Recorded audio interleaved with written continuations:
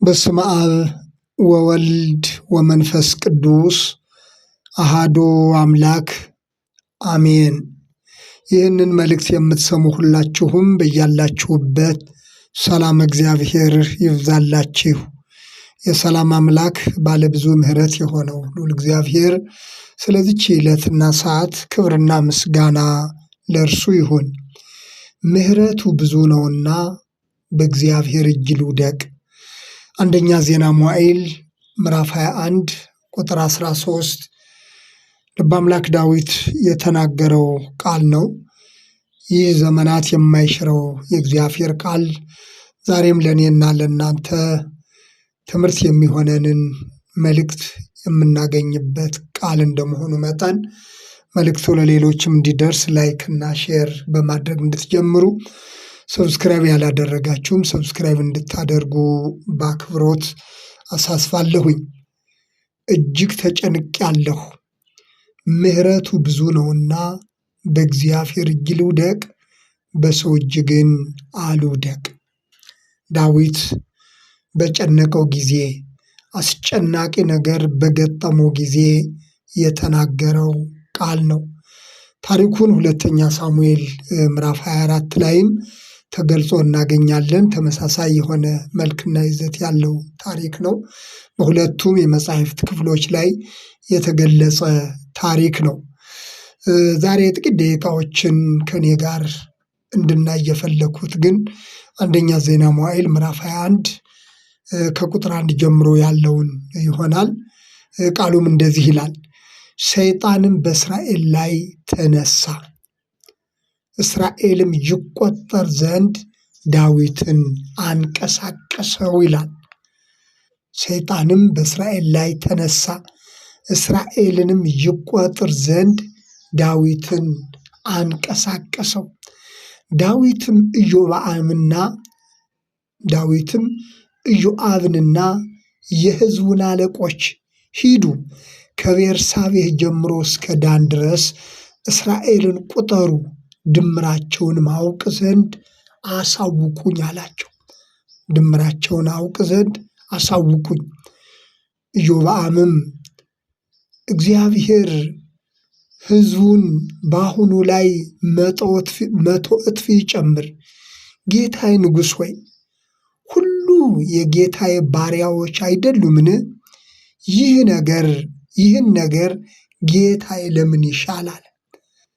ዳዊት ሕዝቡ ይቆጠር ዘንድ ባዘዘ ጊዜ ኢዮርብዓም ግን ተገቢ አለመሆኑን ለዳዊት መለሰለት። ጌታዬ ንጉሥ ሆይ ሁሉ የጌታዬ ባሪያዎች አይደሉምን?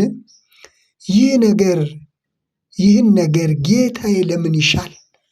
በእስራኤል ላይስ በደልን ስለምን ያመጣል አለ። በእስራኤልስ ላይ በደልን ስለምን ያመጣል? ከሕዝቡ መቆጠር ጋር ተያይዞ የሚመጣ በደል እንዳለ ኢዮአብ ለዳዊት ነገረው። ነገር ግን የንጉሡ ቃል በኢዮአብ ላይ አሸነፈ። ኢዮአብም ወጥቶ በእስራኤል ሁሉ ላይ ተዘዋወረ፣ ወደ ኢየሩሳሌም መጣ። ኢዮአብም የቆጠራቸውን የሕዝቡን ድምር ለዳዊት ሰጠ። ከእስራኤልም ሁሉ 1,000,000 ከ100,000 ሰይፍ የሚመዙ ሰዎችን አገኘ ይላል። ቁጥሩን ለዳዊት ነገረው። 1,000,000 ከ100,000 ሰይፍ የሚመዙ ሰዎችን አገኘ። ከይሁዳም 470,000 ሰይፍ የሚመዙ ሰዎችን አገኘ። እንግዲህ ለሰይፍ በጦር ጊዜ ይህንን ሰይፍ የሚመዝ ብዙ ሚሊዮን ወይም በ100,000 የሚቆጠር ከይሁዳ፣ እነዚህ ሁሉ ለዳዊት የመታበይ አንዱ መገለጫ እንደሆኑ የሚያስረዳ ነው። የንጉሡ ትእዛዝ ግን በኢዮአብ ዘንድ የተጠላ ነበርና ሌዊና ብንያምን ከእነርሱ ጋር አልተቆጠሩም። ከዚህም ነገር የተነሳ እግዚአብሔር ተቆጣ ነው የሚለው። ኢዮአብ የተቃወመው፣ ዳዊት ግን ሕዝቡ እንዲቆጠር ግድ ያለበት ይህ ጉዳይ ሕዝቡ ከተቆጠረ በኋላ ከዚህ የተነሳ እግዚአብሔር ተቆጣ፣ እስራኤልንም ቀሰፈ ይላል። የሕዝቡ መቆጠር እግዚአብሔርን ደስ አላሰኘውም ማለት ነው። ምክንያቱም ዳዊት በሕዝቡ እንዲታበይ ይህን ያህል ሚሊየን ሕዝብ ሰይፍ የሚያነሱ አሉ ብሎ እንዲታበይ በውስጡ የመታበይ መንፈስ እንዳለበት የሚያስረዳ ነው። ልበ አምላክ የተባለ ሰው በእንዲህ አይነት ስህተት ወደቀ። ስለዚህ እግዚአብሔር ተቆጣ፣ ሕዝቡንም እስራኤልንም ቀሰፈ ይላል። በዚህን ጊዜ ዳዊት እግዚአብሔርን ይህን በማድረግ እጅግ በድያለሁ አለው። እጅግ በድያለሁ። ከዚህ በኋላ ዳዊት ባነነ ማለት ነው። እጅግ በድያለሁ፣ አሁን ግን ታላቅ ስንፍና አድርጌአለሁና የባሪያህን ኃጢአት ታስወግድ ዘንድ እለምንሃለሁ አለው።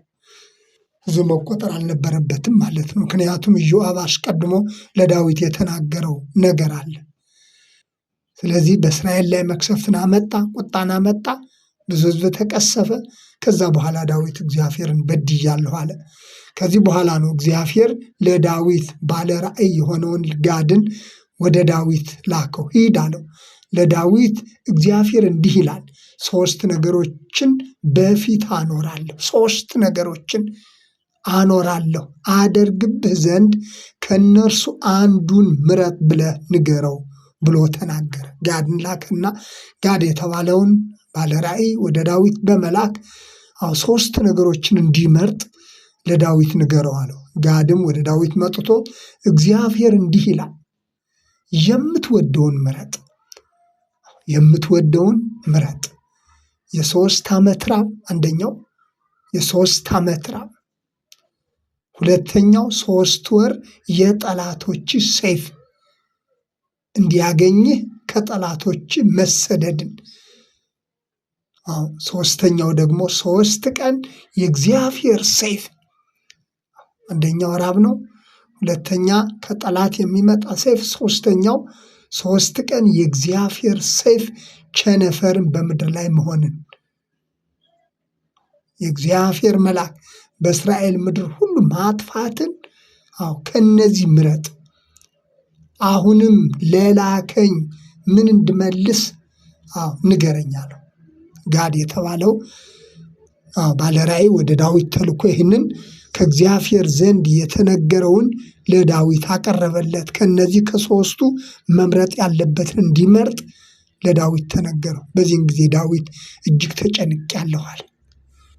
የምመርጠው አንዳች ነገር የለም፣ ሁሉም አስጨናቂ ነው። እጅግ ተጨንቄአለሁ፣ ምሕረቱ ብዙ ነውና በእግዚአብሔር እጅ ልውደቅ፣ በሰው እጅ ግን አልውደቅ አለው ነው የሚለን። እጅግ ተጨንቄአለሁ፣ ምሕረቱ ብዙ ነውና በእግዚአብሔር እጅ ልውደቅ፣ በሰው እጅ ግን አልውደቅ። እንግዲህ አጠቃላይ ሐሳቡን ስንመለከት ዳዊት ሕዝቡን በመቁጠር ከሕዝቡ መካከል በሚሊዮን የሚቆጠር ሰይፍ የሚያነሳ ሕዝብ በማግኘቱ በዚህ መታበይ እንዳለበት የሚያስረዳ ነው። ስለዚህ ትልቁ እዚህ ክፍል ላይ የምንማረው ነገር ይህ ሰው ዳዊት የእግዚአብሔር ሰው ልበ አምላክ የተባለው ሰው መታበይ በውስጡ እንዳለበት፣ ሕዝቡን በመቁጠር በሚሊዮን የሚቆጠር ሰይፍ የሚያነሳ ሕዝብ እንዳለው በዚህ እንደታበየ፣ መታበይ ደግሞ በእግዚአብሔር ዘንድ ምን ያህል የተጠላ እንደሆነ የሚታወቅ ነው። እንግዲህ የውድቀት ሁሉ መጀመሪያ የሆነው ሰይጣን የውድቀቱ ምክንያት በመታበዩ እንደሆነ ይታወቃል። በመኩራራቱ በእግዚአብሔር ላይ ታበየ፣ ተኩራራ፣ ልዑልን እመሰላለሁ አለ፣ በዚህም ወደቀ። ስለዚህ ዳዊት በመታበዩ በሕዝቡ ላይ የደረሰውን ቅጣትና መቅሰፍትን እንመለከታለን። ስለዚህ እንዳነበብኩላችሁ ዳዊት የቀረበለት 3 ምርጫ ነው። አንደኛው ረሃብ ነው። የ3 ዓመት ራብ አይደለም፣ የ3 ዓመት ራብ፣ የ3 ቀን ራብ ምን ያህል ጭንቅ እንደሆነ ይታወቃል። በተለይ ራብ የሚለው ከተፈጥሮ መዛባት ጋር ጭምር ተያይዞ የሚመጣ ነው። ለምሳሌ የዝናብ እጥረት ሲገጥም የዝናብ እጥረት እንዲያውም ይህን እንደመነሻ አድርጌ ስለ ሀገር መጸለይ እንዳለብን አንዱ በርዕሴ ላይ እንደገለጽኩት እንደሚታየው በስክሪኑ ላይ እንደምታዩት ስለ ሀገር መጸለይ እንዳለብን አንዱ መነሻ የሆነ በዚህ ሰዓት በሀገራችን ላይ ያለው የዝናብ እጥረት ህዝባችንን ምን ያህል እንዳስጨነቀ ጭምር እያሰብን እንድንጸልይበት ነው። ምክንያቱም ዝናብ ከሌለ በተለይ እንደ ሀገራችን ባሉ አይነት ህዝቦች መካከል የሀገራችን ህዝብ አብዛኛው ከፍተኛው በመሬት በምሰጠን በረከት ከምድር በምናገኘው የገበሬ መውጣት መውረድ እግዚአብሔር በሚሰጠን ዝናብ ላይ የተመሰረተ ስጦታ ስለሆነ በዚህ ሰዓት የዝናብ እጦት ህዝባችንን ምን ያህል እያስጨነቀ እንደሆነ ሁላችንም የምናውቀው ጉዳይ ነው። ከዚህ አንጻር ነው መጸለይ እንደሚገባ። ምክንያቱም ዝናብ ከሌለ ረሃብ ይመጣል። ረሃብ ደግሞ የሚያስከትለውን አሰቃቂ ነገር ሁላችንም እናውቀዋለን። ስለዚህ ዛሬም ሁላችንም በእግዚአብሔር እጅ በምህረቱ ፊት ባለብዙ ምህረት በሆነው በእግዚአብሔር እጅ በመውደቅ ስለ ሀገራችን ዝናብ መጸለይ እንደሚገባን እግረ መንገዳችንንም ማንሳት ስለፈለግኩ ነው። ሌላው ሰላም እጦት አለ። እነዚህ ሁሉ የዝናብ እጦት፣ የሰላም እጦት እንደ ሀገር እንደ ህዝብ አስጨናቂ ነገሮች ስለሆኑ ዳዊት እጅግ ተጨንቄአለሁ፣ በእግዚአብሔር እጅ ልውደቅ፣ ምህረቱ ብዙ ነው እንዳለው በሚያስጨንቁን ነገሮች ዛሬም በእግዚአብሔር የምህረት እጅ ላይ መውደቅ እንዳለብን ሁላችንም ይህንን ነገር ልናስብ ይገባል። በእውነት ብዙ ህዝባችን በጭንቅ ውስጥ ነው ያለ፣ በምጥ ውስጥ ነው ያለው። የዝናብ እጦት፣ የዝናብ ማጣት ገበሬው በሙሉ ተጨንቆ ነው ያለው። ስለዚህ እግዚአብሔር ምድሪቱን በዝናብ እንዲያረሰርስልን ደግሞም ከእርሱ ዘንድ የሆነውን ሰላም ለሀገራችን እንዲልክልን ጭምር ሁላችን ስለ ሀገራችን መጸለይ እንደሚገባ በምህረት እጆቹ መውደቅ እንደሚገባም በዚሁ አጋጣሚ ልናስብ ይገባል። ሁለተኛው 3 ወር የጠላቶች ሰይፍ የሚል ነው። ይህ ይሻልሃል ወይ? 3 ዓመት ራብ ወይስ ሁለተኛው 3 ወር የጠላቶች ሰይፍ? ጠላቶች እያሳደዱ 3 ወር የጠላቶች ሰይፍ ያግኝ ወይ የሚል ነው። ሶስተኛውና መጨረሻው የእግዚአብሔር ሰይፍ ነው። የእግዚአብሔር ሰይፍ እንዲያገኝ ቸነፈር እንዲያገኝ የትኛውን ትመርጣለህ ተብሎ ተጠየቀ። ሶስቱም አስጨናቂ ነገሮች ናቸው። እነዚህን ነበር እግዚአብሔር በጋድ በኩል ወደ ዳዊት የላከው። ከ3ቱ አንዱን ምረጥ፣ ራሱ የሚቀጣበትን ምርጫ እግዚአብሔር በጋድ በኩል ወደ ዳዊት ላከ። እንግዲህ በዳዊት መታበይ በህዝቡ ላይ የደረሰውን መቅሰፍት ቅጣት ሲነበብ ሰምተናል። በዳዊት መታበይ ዳዊት በተሳሳተ መንገድ በመሄዱ የተነሳ እግዚአብሔር በእስራኤል ላይ በህዝቡ ላይ ያደረሰውን ቅጣት ተመልክተናል። ውጤቱ የመታበይ ውጤት ምን እንደሆነ። ስለዚህ የትኛውን ትመርጣለህ? ከ3ቱ አንዱን ምረጥ ተብሎ መልእክት ተላከበት።